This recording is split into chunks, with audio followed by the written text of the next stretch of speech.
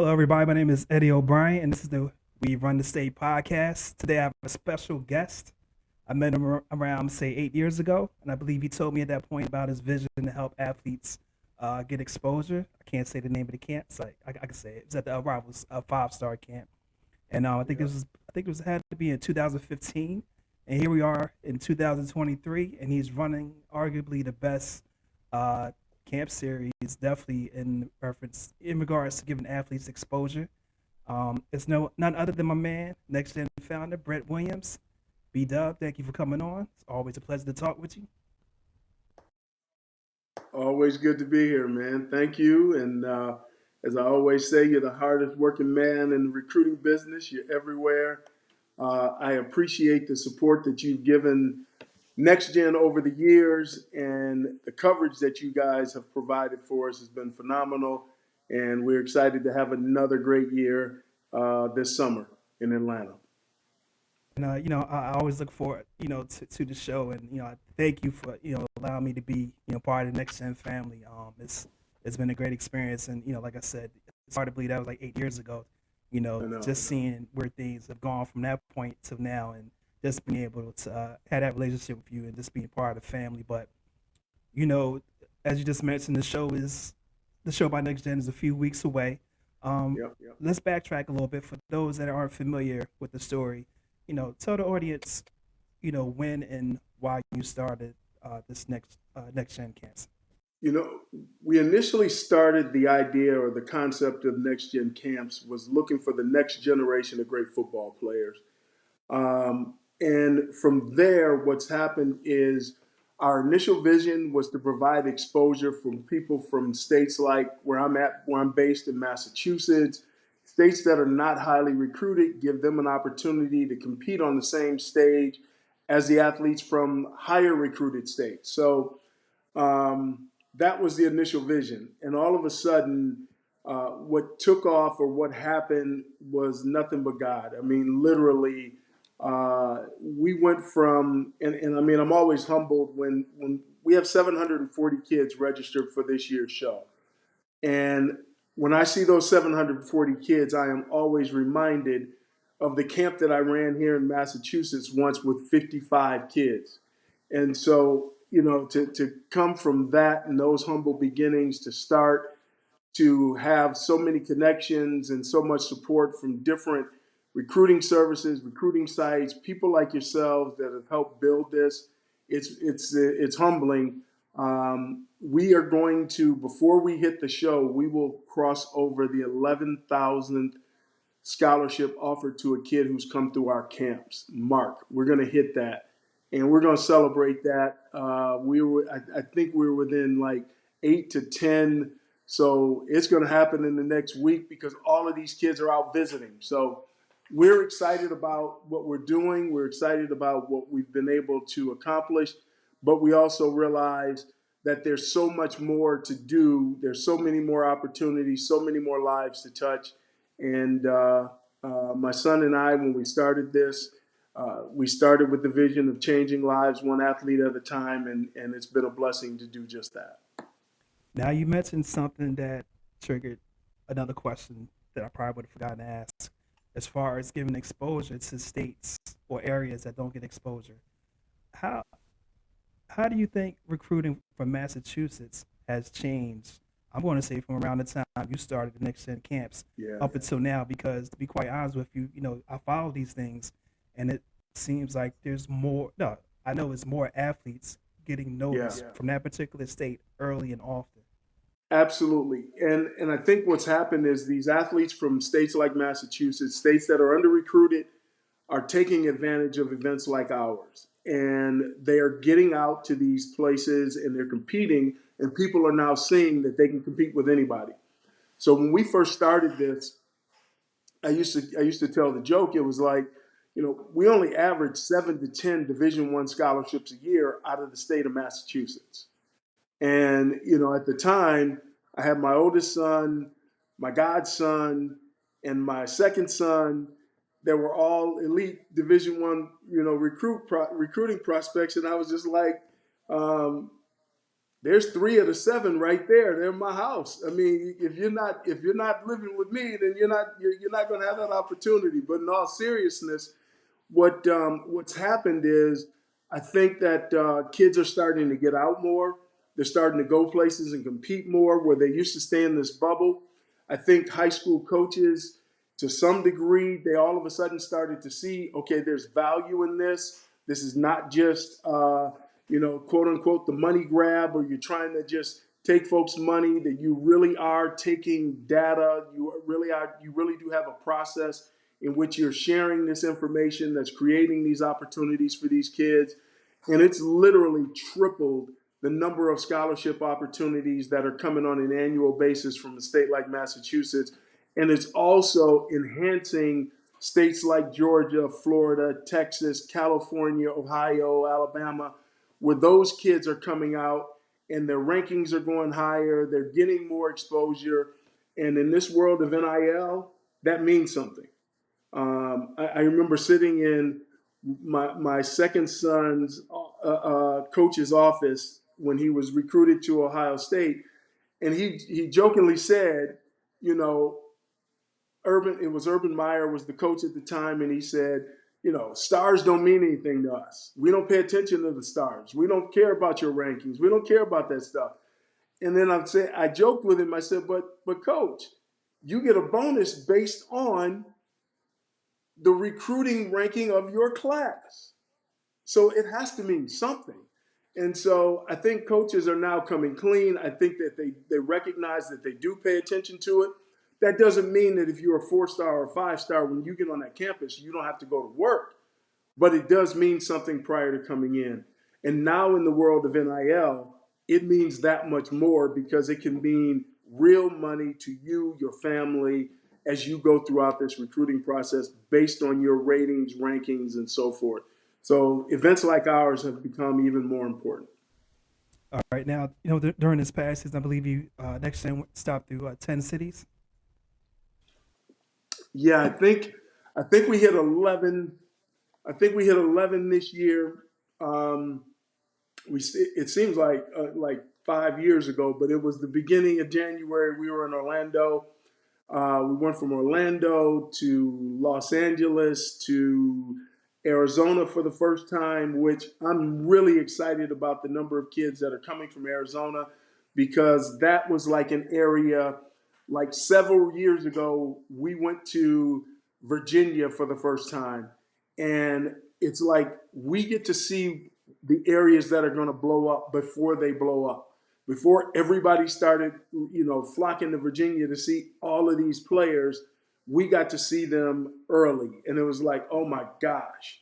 And so that's kind of how I feel about Arizona. It's one of those we were in Phoenix. It's one of those states where the kids came from all over the state to compete. And then we brought in kids that drove down from Vegas and Utah and all these different places to come out and compete in Arizona, which was really a special event. And then a lot of those kids earned invitations to the show. And now, I mean, this kid, Will Height, when you see Will Height, this defensive end, Keona Will Height from Arizona, he came on at a camp. He came on to the camp in Arizona. And when he did the reach, I was like, oh my gosh, I'm talking 80 plus inches. This kid is a freak. He ran in the 4.7s. He weighed in at 240. This defensive end, he's 6'5", and all of a sudden he's got 7 offers just out of nowhere. But and we can't take credit for that, because we just provide a platform for exposure. We don't try to take all the credit. We can't say, oh, just because you came to NXGN, you got an offer, or we're the only camp that provides exposure. But what we do is we try to honor our word that if you do well at our camps, folks like you are going to tell the story. It's not going to be a secret. It's going to get out. And now with our connections with Z-Crew and our data being funneled right to 130 different Division I programs, that is huge for us, because now it's opening doors quicker for kids. So we're excited about that. Now, are they also still getting the video? Yes. So every athlete that comes to our camps, Skill Show, our partners at Skill Show video everything that every athlete does. And then we compile that in an athlete. It goes in a file. College coach can go online, look at his measurables, say, oh my gosh, this kid has the measurables. He's 6'5", he's 240, he ran this. So what does he look like moving around? Now he can click on a link, watch his video, and know instantly whether or not that kid fits their profile. Yeah, I think that's a great thing that you're confirming because I do my little camps, whatever. I've always you read things on Twitter, and some people don't get the concept of why like people such as yourself hold these camps because there's certain things that colleges may have not seen on a kid's highlight film. Now, for Right. example, through your camp, as you just mentioned, they're getting the measurables, they're getting to see them move in space or whatever these coaches need to see that they haven't seen on Mm-hmm. their high school football film. They can see it now on the camp film. Have you gotten feedback from college? I mean, I probably know the answer, but what kind of feedback have you gotten from college coaches in reference to the video you can provide them? Yeah, I think the best feedback that we got was the fact that it gives them another reference point, another data point, another collection, because they're going to see their high school film. It's not like you're just going to get a scholarship offer, but we've had it happen just based on your camp film. It can happen, but it's not likely. They want to see your high school film, but then they want to check the data points because everybody inflates height, weight, sizes, or whatever, so they want verified measurables. You'll see kids that they say they're 6'5", and then they show up and they're 6'3". That's a big difference. It means something. So to give verified numbers, to give video, when they look at the picture that we take against our backdrop, and it shows the athlete's height, the athlete's weight, we put that on in their data in their database, and they can see immediately, okay, this kid has the size and tools. Now let's see what he looks like moving around. Can he be something that we can work with? Is he someone that would fit our program or someone we need to investigate further? And most of the time, the answer to that is yes. So my long answer to your short question was we did 11 cities. And from those 11 cities, we picked the best kids that we could find, and we invited them all to Atlanta. And so then all of the recruiting media can come in, cover these kids. All of the activities that they do, again, will be videoed. We put in files. If you have a great 7-on-7 tournament, all of that data is sent out. Coaches can watch film. Quarterbacks, they can see you throw, see you make reads.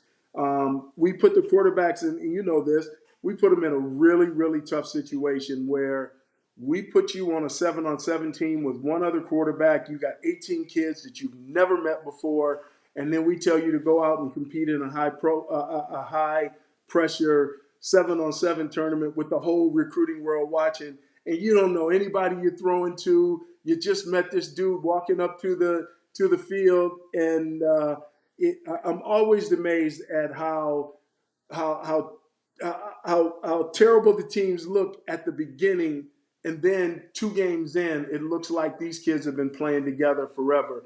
And our coaches do a phenomenal job of making it simple, but and allowing the athletes to go out and just showcase their skills. So I think that makes for a really special event. And we're doing some different things this year. We'll talk about that, but we're excited about this year's event more than ever. Yep, and we'll definitely get to that. I know running camps like this and an event like this isn't easy. I know it's a lot of moving pieces. Definitely a grind. I know it's your passion. What motivates you to keep providing these opportunities for these athletes? I Yeah. mean, it's definitely not an easy task. You're going to like 11 different cities. You got to deal with coaches, players, parents, everybody. Right. What gives you motivation to keep? I'm do this without getting emotional. That's my goal right now. I'm gonna do this without. I'm gonna tell this story, and every other time I've told this story, I've ended up crying. But I'm gonna do because I'm professional. You know what I'm saying? I'm professional. I'm on your show. I can't have you like sitting me. I'm not. You can't be like Oprah, have me sitting here on your show crying and stuff. But um, this year was a really cool year from a next gen development standpoint. As you know, when we first started, we were all middle school, sixth, seventh, eighth grade, and then gradually we've grown up and added more and more high school kids, and now we go all the way to your junior year. As you know, my younger son is the director of college scouting for the New England Patriots. Dad bragged, so he's the director of college scouting, and he was interviewing a young man named Nolan Smith. And during the interview, Cameron, my son, asked him, Nolan, do you remember going to NXGN camp? And he said, yes. Why would you ask me that? He said, well, my dad is the person who started NXGen camp. And he said, tell your dad he changed my effing life. Real talk. So when you ask me about motivation, when you ask me about what it means, that's what it means. To see that kid remember his experience when he was in eighth grade and go on to college at Georgia, win 2 national championships, and to have the wherewithal and the thought to think back to the first door that opened for him was his incredible performance at a next gen camp in Atlanta. That's the motivation. So when I look at the shots we take as camp owners or other camps coming out with names that are very similar to yours, um, at the end of the day, I come back to I didn't do it for that. I didn't start it to try to be better than this camp or that camp. I just wanted to change lives. And I know the impact is my son and I, Brennan, my oldest, when we started this, we said that we wanted to change lives. We wanted to do something that replicated the impact that scholarships had on our family and on me individually. Growing up in a single parent home in Flint, Michigan, how my scholarship to Toledo changed my life. How Brennan's scholarship to North Carolina has changed his life and opened doors for him when he was drafted to Houston and he meets Booker T from WWE. Exactly, 5 times, for him to meet Booker T and now he's a WWE wrestler, for Cameron and Armani to go to Ohio State, win a national championship there, for my daughter, play basketball at Penn State. I just wanted to share that with some other families, and that's what motivates. That's what allows us to go through everything that we go through to try to make this event as great as it can be, knowing that it's not going to be perfect, knowing that it's not. But at the end of the day, you're going to write a story about some kid that nobody ever heard about, and that's going to change that kid's life. And I could definitely testify to that fact. I mean, and I think you brought up Virginia earlier. Like, for a while, it wasn't a lot of camps going on in Virginia Mm-hmm.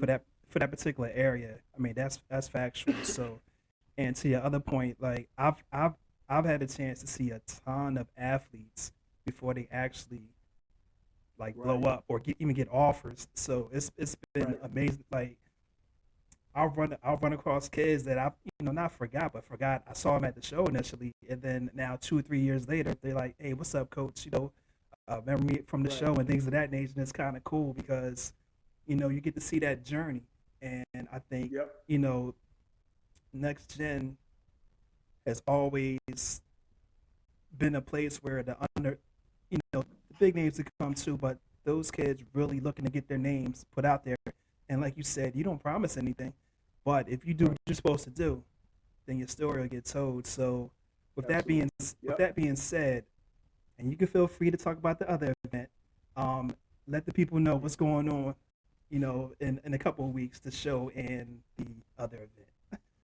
All right. So without trying to create too much drama on the 24/7 sports platform, we are fortunate enough to have partnered with your competitors at Rivals to hold the next 5-star show pro day.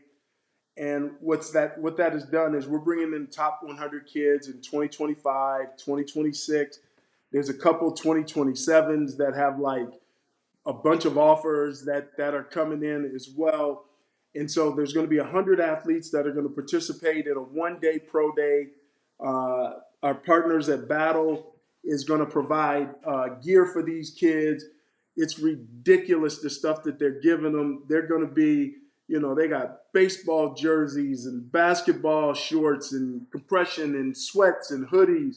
It's going to be yeah, it's gonna be nice. So it's gonna be a real cool experience. But the thing that I think I'm most excited about is the number of those kids that are gonna be staying over and participating in the show after that. Now, here's the thing that I think is special is they're gonna have all the attention on them through Rivals on that first day, and then the rest of the recruiting world comes in, and these kids value competition enough where they want to stay and compete and be a part of not just the 100 kids but the 700 kids on a big platform where everybody's watching. And I think that goes a long way in saying who they are as competitors. I think, I look at lessons that I've learned through recruiting with Urban at Ohio State, or Coach Davis at North Carolina with Brennan, or wherever I've had a chance to talk. One of the things that they talk about that is dwindling away in this generation is the kids don't want to compete. We've got kids that want to compete. We got kids that want to show up. We got kids that want to say, we go to some states, and I'm not going to mention, really, really good kids. They will come out to the camp to get their shirt and pick up their ticket because they already know they're going to the show. We go to other states, and really, really good kids will come in and compete like they have nothing. They don't have a scholarship. They don't have anything. Those are the kids that end up being really, really successful at the next level. And so to see kids that have 30, 40 Division I offers want to show up at your event and compete, recognizing that they're the targets. Everybody there is trying to show up them. That's really cool. That says something about who these parents are raising as young men, as competitors, and who these coaches in these areas are developing as young men and as competitors. So I'm excited about the number of kids that are staying over and competing in the show, and I think that that's going to make the event, that much bigger, that much better because of the amount of talent across the board that will be there. And that's leading me to my next question or thought, because of course you send out the rosters to the media, and as I've been doing my research last couple of weeks, not last couple of weeks, last week or so, going through the different positions, and the more I keep researching, it's just like, wow. Like, I went through the linebacker group, and it Right. was like several top 24/7 guys, no, several, not a few, several, and Yeah. that's probably the tip of the iceberg. Talk a little bit Right. about the talent that is coming to the show Right. by Next Gen. You know what? Every year we set out to try to create these great rosters. Unlike just like a regular camp, the show, each kid is assigned to the 7-on-7 group. Each one of them is assigned to a 7-on-7 team. And so when we first started the event way back when at the Hall of Fame in Canton, Ohio, and we've got Harrison Bailey there, and Eric Gilbert, and all of these different young guys now, the Nolan Smiths of the world, and Owen Proposed, all those guys are there, and we're spreading out the talent, and it's like one or two players that are elite on each team because we want to divide the talent.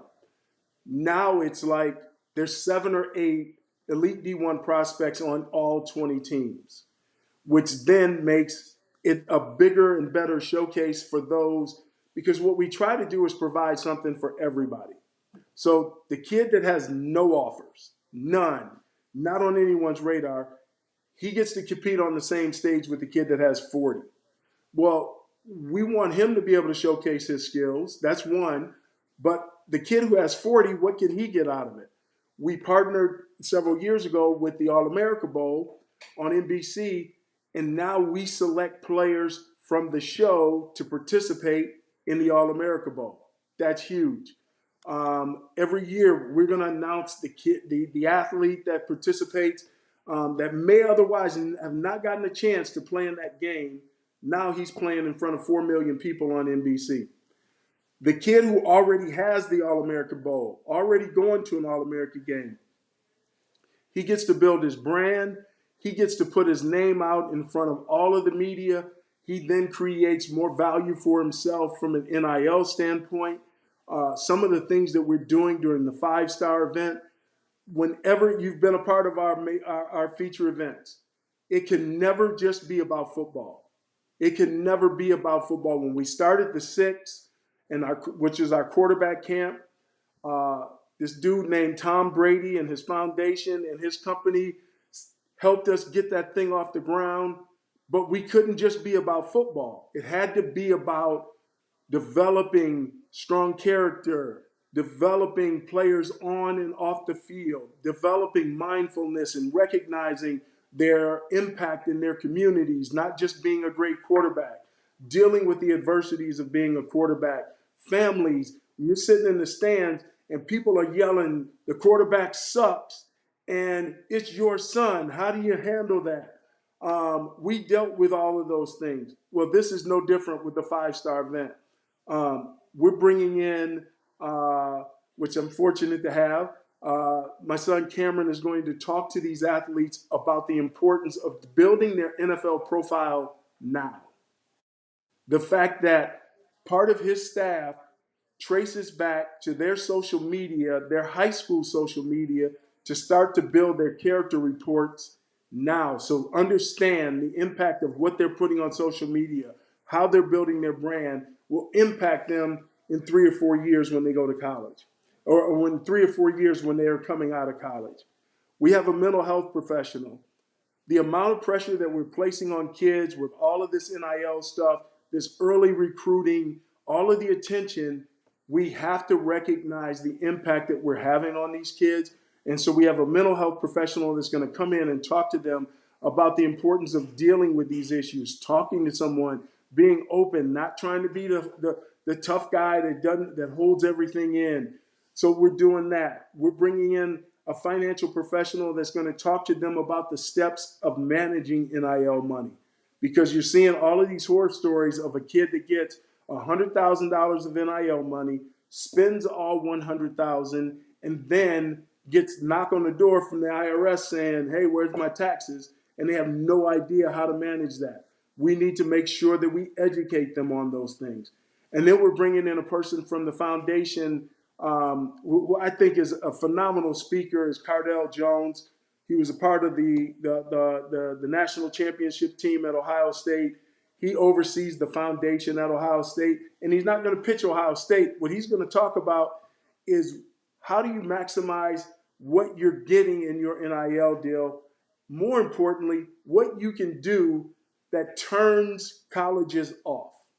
And he's got some great stories that he's going to share, and I think that that's going to be impactful to these kids. And then we're going to take them out on the field, allow them to showcase their athletic abilities, allow them to have a great time, allow them to tell their stories, and then compete and get ready for the show. And I think that is going to be, a really, really cool week for us, I know, but for the athletes in general. Absolutely. I won't try to sneak in there, but but You know what? I know you get this question a lot, and it's probably too broad of a question, but I'm pretty sure high school football players ask you. I know I get this question a lot. How do you get the attention of college coaches? And I know there's definitely more than one answer to that. I know you have it. How do you get the attention of college coaches? I think it's not just one way. You know, in my era of recruiting, when I was recruited to the University of Toledo, my high school coach put 10 of us in a van. He drove us from Flint, Michigan down to the mega camp that was being held at the University of Michigan. A bunch of Mid American Conference schools were there. The Michigan staff was there. A bunch of regional schools were there. They come out and you go out and you perform, and all of a sudden somebody offers you a scholarship, and that was kind of the way to do it. Now it's so much more sophisticated. You have companies like 24/7. You have the companies that are doing the write ups that are providing exposure for kids. You have these exposure camps. That's part of the puzzle. You also have to perform on the football field under your high school. So your high school program has to be a place where you are able to showcase your skills. So that's another facet. And then all of these competitive events where data gets out and your information is verified, that's another part of it. And pulling all of those pieces together helps you get on the radar. Now, I will say this. When I started in the NFL internship program, when I retired from football, I played 11 years in the NFL, and I transitioned to Smith Barney as a financial advisor. I still do that today. Um, but yeah, I still do it today, but don't tell anybody. I spend a lot more time on NXGN than I do looking at the market, but that's a whole nother story. Don't put me out like that. But when I started there, my sales manager, who recently passed away, said if you want to get hit by a car, you got to be in traffic. If you want to get clients, if you want to be discovered, you cannot be in your backyard playing catch with your brother. Nothing wrong with that. That's helping develop skills. But eventually, you got to get out in traffic where people see you. You have to get into camps, clinics, showcases, events where people are covering those events, where video of you is being taken and that video is being distributed. My biggest issue with a lot of camps that are out there now, I don't talk about other camps. I don't name them. I don't say anything negative about them. I tell my staff and my team, it is our job to do what we say we're going to do. If we say we're going to be an exposure camp and we're going to provide exposure for you, if we just do that, we eliminate 90% of the camps that are out there because they're not doing that. So it really bothers me when a camp says, oh, we're an exposure camp, and the guys take your 40 time and they take pictures of you and they do social media blasts and all of this kind of stuff, but no coaches, there's no pipeline, there's no direction to people like yourselves with 24/7 or directly through like Zcroot to directly to colleges to get your information in the hands of decision makers. No, they're not doing that. So if we just do that, then we're ahead of the game in most instances. So I view it from the standpoint of if we are honorable and just do what we say we're going to do, we're going to be okay.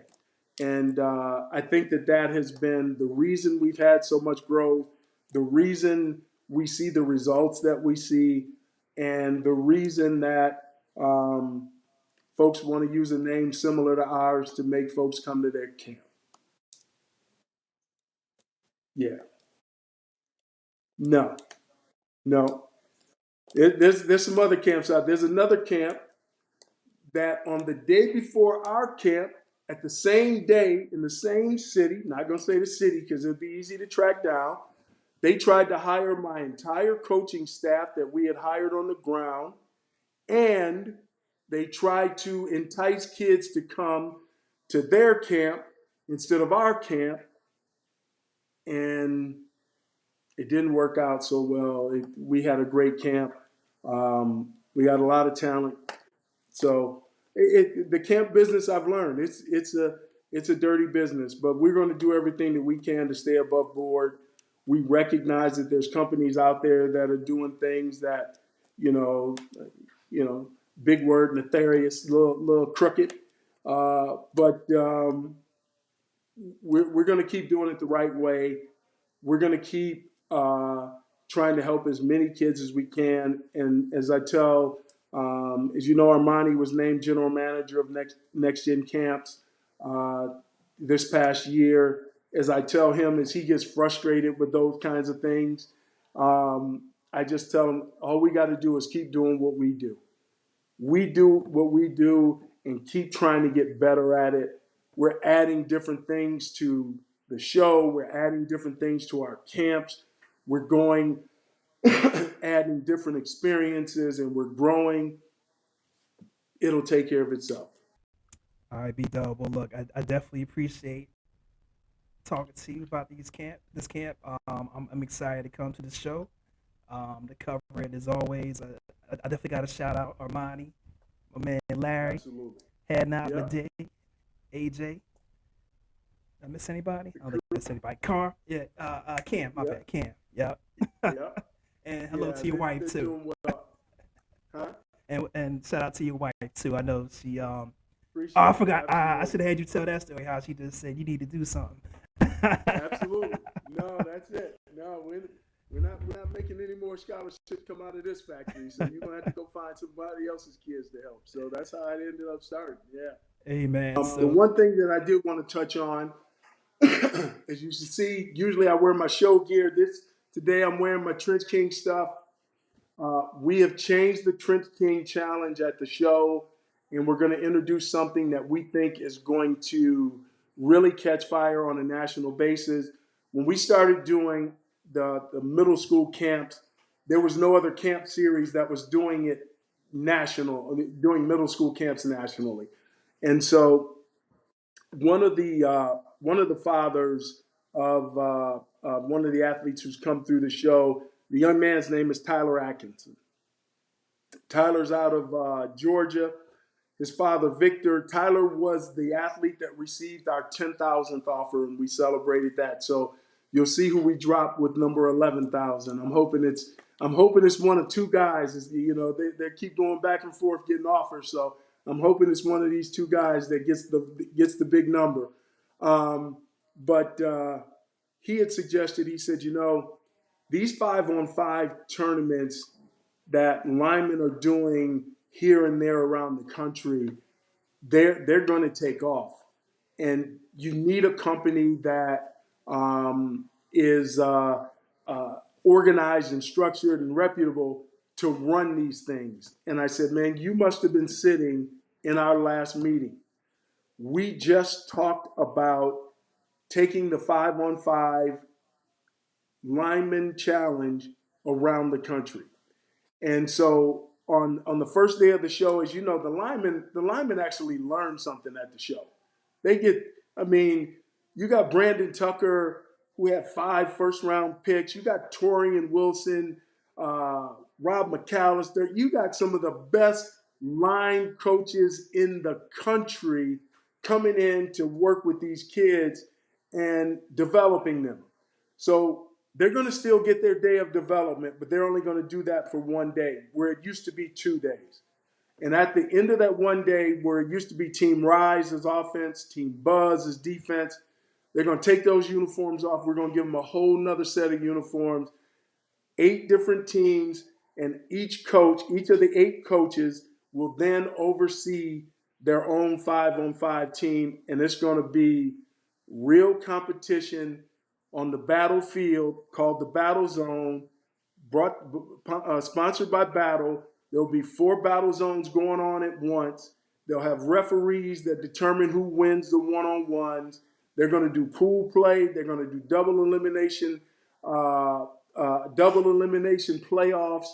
And these kids are going to get at it because I know the coaches. I don't know if you've ever seen Amal Scott, who's from Massachusetts, or Greg Ellaby. You know Greg, who's done the camps forever.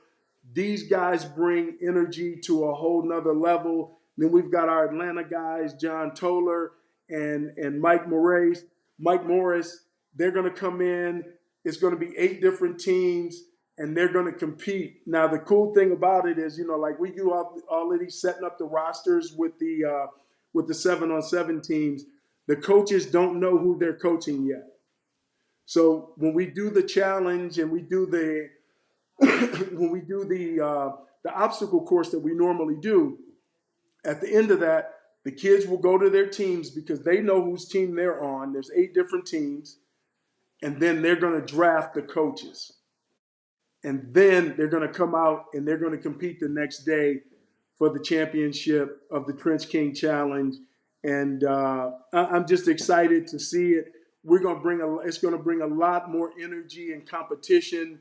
We started having this conversation back in September of last year when we started planning for the events. And Greg Ellaby, who played at North Carolina with my oldest son, said, if we can find a way to make it more competitive, not just one-on-ones where it means something more, there's nothing that means more to a bunch of linemen than being on a team and being on a group. That's what we're bringing to the show this year. The TrenchKing Challenge is going to take a whole new life, another level. And when I announced it to the kids on our Zoom call with the families, you could see demeanor change. They were like, "What?" Because now the guy you thought was your teammate, was your teammate. Now he's on another team, and you get to go at him. It's going to be special. It's going to be a lot of fun. So if you like linemen competing against each other in one-on-ones, this is it. And, to me, in camp settings, I've always thought the linemen, they're like the liveliest group. Like, I love it. I do. This is the crazy part about the camp. You've been coming to the show for 7 years. We never have fights with the linemen. The linemen never have fights. And they're over there grabbing and tugging and pulling and pushing each other. And then we get to the 7-on-7s, and I got this little bitty DB that wants to fight a little bitty wide receiver over a pass interference call. It's just like, come on, man. You see what those guys are going through over there. You see the competition, but it breeds this respect and it breeds this competition, man. And it's a lot of fun to see those guys compete. So I can't wait. You talked about Larry. Larry is excited because he's the commissioner over there. He's gonna. I don't know. I feel like I got to be over there to watch him though, because I know he's gonna put a rule in that allows a kid to do something crazy. So I got to make sure I'm checking on him because he's not in control. But it's going to be a lot of fun. Yep, and when you sent I looked on the tournament, she had the schedule. I was like, whoa, what's this? I'm like, all right, I'm gonna be running around all over the place, but I know it's gonna be a lot of talent spread across the board. So, yep, B-Dub, I know you're pretty busy, but thank you again for jumping on the podcast. And again, I know I'll talk to you before then, but I'll definitely see you in Atlanta. Absolutely, man. Hey, I appreciate the articles you're dropping, man. The folks, I think you just dropped one today. We'll get that out to the families. I know they appreciate the fact that there's a buzz around the event. And one of the things that I learned very, very early on, if I surround myself with good people, you are family to us. If I surround myself with good people, good things are going to happen. And I know it's been, a challenging year for you and your family and everything that you guys have gone through. But every time I see you on screen or at an event, it just makes me smile because I know that you are at a place where you are at peace because you are doing what you love to do. And I just thank you for all that you do for these kids.